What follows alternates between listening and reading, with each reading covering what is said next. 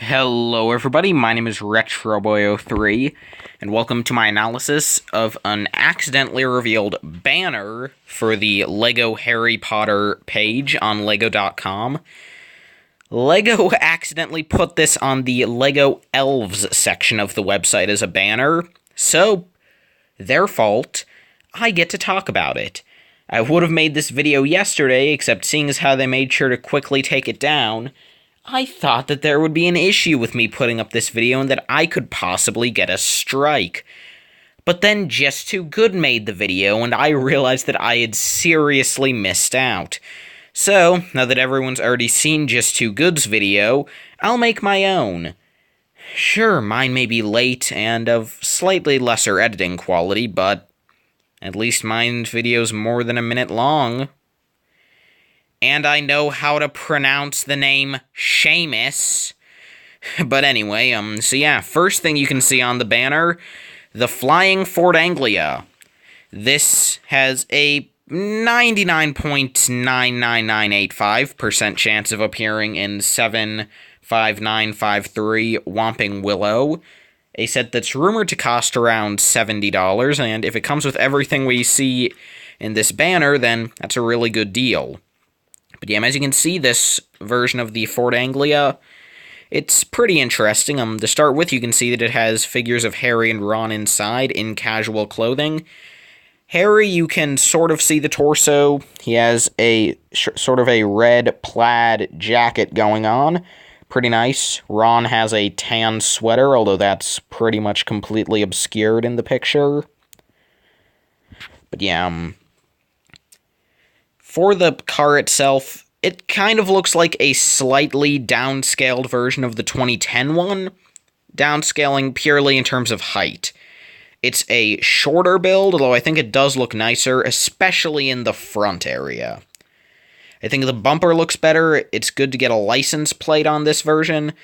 I'm glad that the headlights are trans yellow instead of just trans clear. I definitely think that does look better.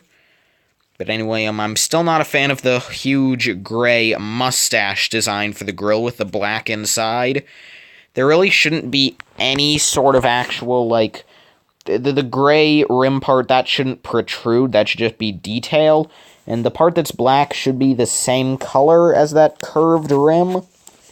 So I feel as though, like, what LEGO really should have done was maybe just, I don't know exactly what they could have done to make the rim look better, but I think that at the very least they should have made the inside of that section also light bluish gray, or maybe they could have made it silver to make it stand out a little. I don't know, I'm just not a huge fan of the black inside of that grill section.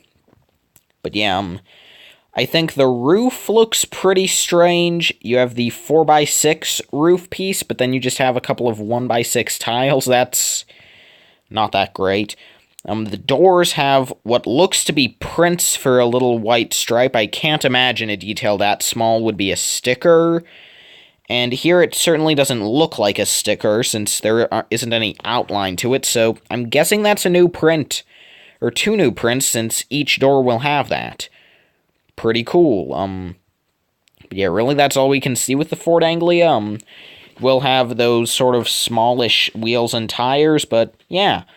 Overall, pretty cool vehicle. Definitely a few problems, but overall it's pretty nice. Sorry about that, but yeah, then in this next image, you can see definitely the least interesting part of this banner, but I think it's important to comment on nonetheless. You can see set number 75954, Hogwarts Great Hall. And yeah, we've already seen this set before, but this is a new angle for it to get it from pretty much straight on. It looks nice, definitely makes the Great Hall, definitely, like, just said definitely, like, 3 times, but anyway, it makes it look longer than it previously did, overall it makes it look bigger than I had thought it was, which is good. And, down there towards the bottom left, you can see that we have the figures of, McGonagall, Hermione, and, wait, who's that guy with spiky hair? Well, I'll tell you here, it's my boy, Seamus Finnegan. But yeah, anyway, not much else to say about the Great Hall. We've already seen the set. This is just a new angle of it, and see some new minifigures. Or, like, what I think is probably the most interesting thing in this banner comes over here. Yeah, you're seeing what I'm seeing.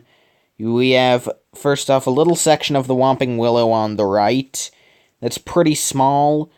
I mean, I'm guessing that if that's as tall as it goes, then this Whomping Willow might actually be pretty small and not worth being the namesake of the set. But honestly, I mean, like, as long as it can hold the Fort Anglia, I'm game. But, yeah. I feel as though what's more interesting here is that we get a build for the gatehouse. Heck yeah, I thought we were just getting a tower. Pretty much every leaker and rumor in existence has said that it would come with a tower. Nope, we get the gatehouse.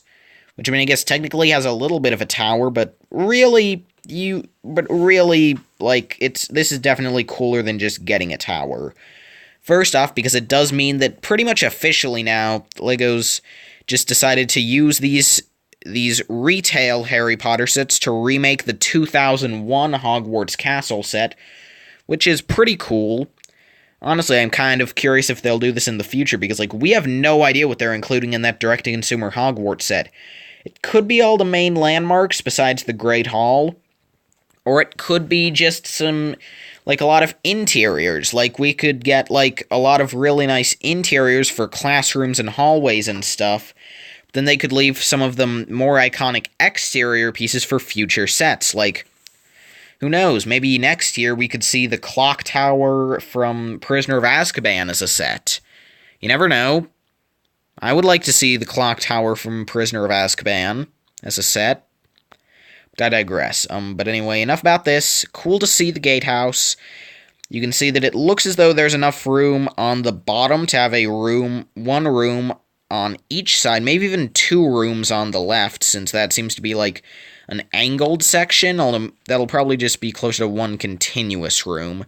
But then on top of that, you have a walkway above, and another room in that slightly jutting out tower, and it even looks like there might be a third room just in the castle top.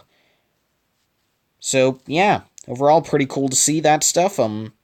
For minifigures, you can definitely see Snape there, as well as Filch with a lantern.